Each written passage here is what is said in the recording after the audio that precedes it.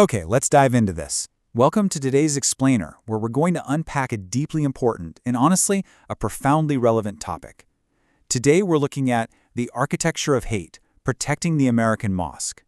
We're going to strictly examine the real mechanics of modern radicalization, how hate actually escalates in society, and most importantly, we're going to look at an actionable blueprint for community safety.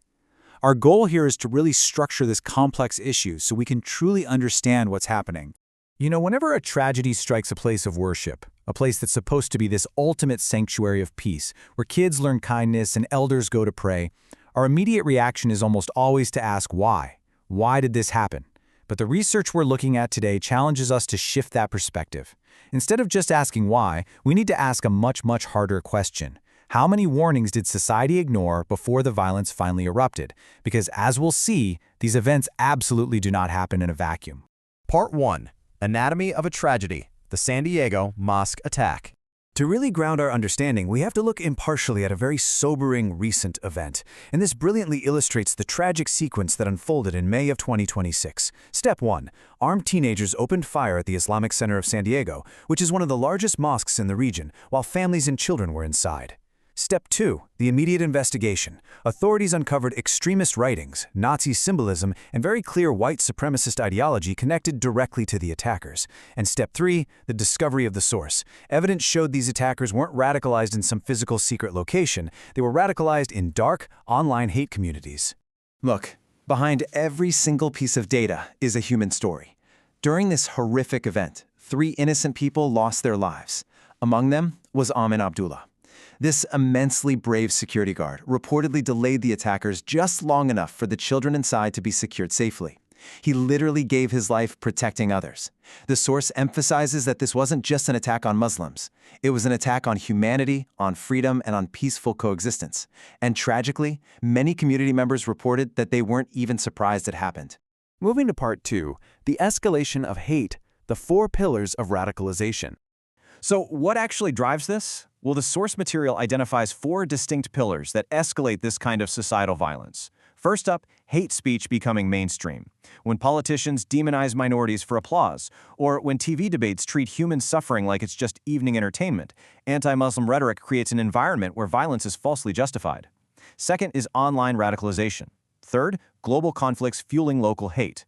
And fourth, the failure to detect early warning signs. As the research notes, society spends far too much time debating a tragedy after the fact, rather than preventing it when the warning signs, like violent fantasies or an obsession with weapons, are right there in plain sight. Let's actually zoom in on that second pillar for a second, because the mechanics of radicalization have fundamentally changed. The old way of thinking assumes extremists are recruited in hidden, secret camps somewhere. But the new way, the reality we're dealing with today, is driven by online chat rooms and algorithms. Modern extremists, like the San Diego attackers who actually admired previous mass shooters, are recruited by algorithms that push angry, isolated youth deeper and deeper into these dark echo chambers. Space is absolutely filled with conspiracy theories, racism, and dehumanization. Hate spreads globally in seconds now, and compassion is frankly just struggling to keep up.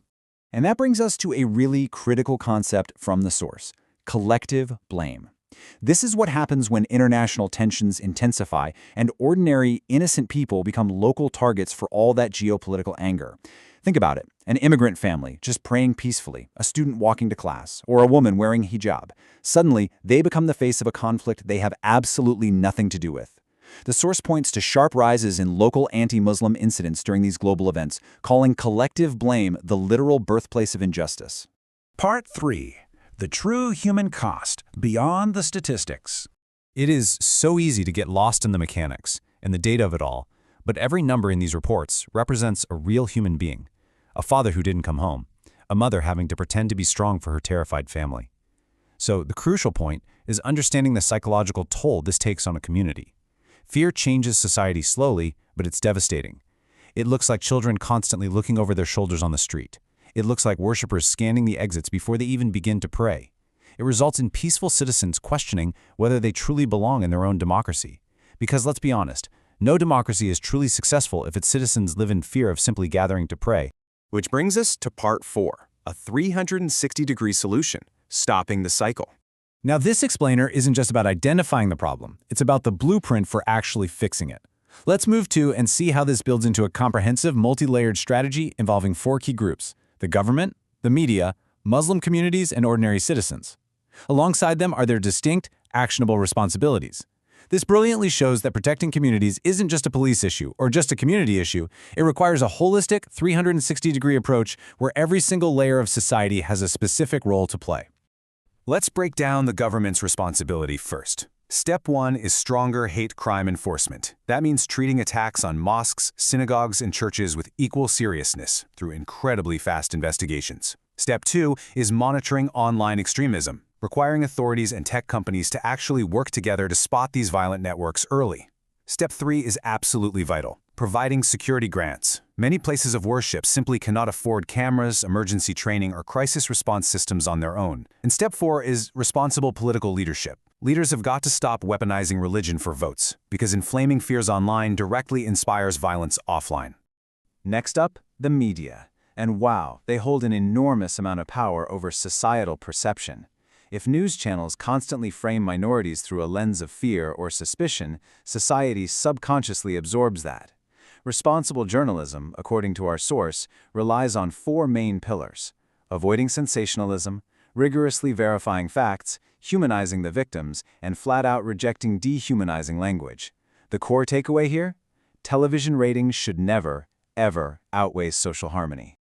Now, what's really interesting about this slide is the proactive role of Muslim communities themselves. 3 powerful initiatives emerge here. First, investing heavily in youth counseling and mental health to combat the isolation that makes people vulnerable to fear in the first place. Second, building interfaith relationships. This means sharing meals and joint prayers with other communities so that unity becomes normal culture rather than just a reaction to a tragedy. And finally, opening mosques to society. Think educational tours and charity drives. Those break down stereotypes way faster than arguing with a stranger on the internet. Right, so what about us? Everyday people. The source poses a really direct challenge to ordinary citizens. The very next moment you hear someone say, "Those people are dangerous," you need to stop and ask yourself, would I accept this language being used about my own family? Because make no mistake, hatred only grows when silence protects it. As ordinary citizens, our actions matter just as much as government policy. Step 1 is to actively reject that dehumanization. Step 2, speak up early. Remember those ignored warnings we talked about? Well, when you see obsessive hate, violent fantasies, or threatening messages online, ignoring them is genuinely dangerous. And Step 3 is to protect each other. Communities survive when they form a united front to defend each other's dignity. Not necessarily because they share the exact same religion, but because they share a common humanity. This all culminates into understanding the true timeline of these horrific events. A mosque attack doesn't actually begin at the mosque. It begins years earlier. It begins when hatred is treated as entertainment, when lies are accepted as politics, when empathy is framed as a weakness, and when staying silent is just the most convenient option. The real test of a society isn't how it treats its most powerful citizens. The real test is how safe the weakest, most vulnerable person feels simply walking into a place of worship. I want to leave you with this final, incredibly powerful thought from our source material. Hatred destroys everyone eventually. Humanity protects everyone together. You see, when any single community is forced to live in fear, humanity itself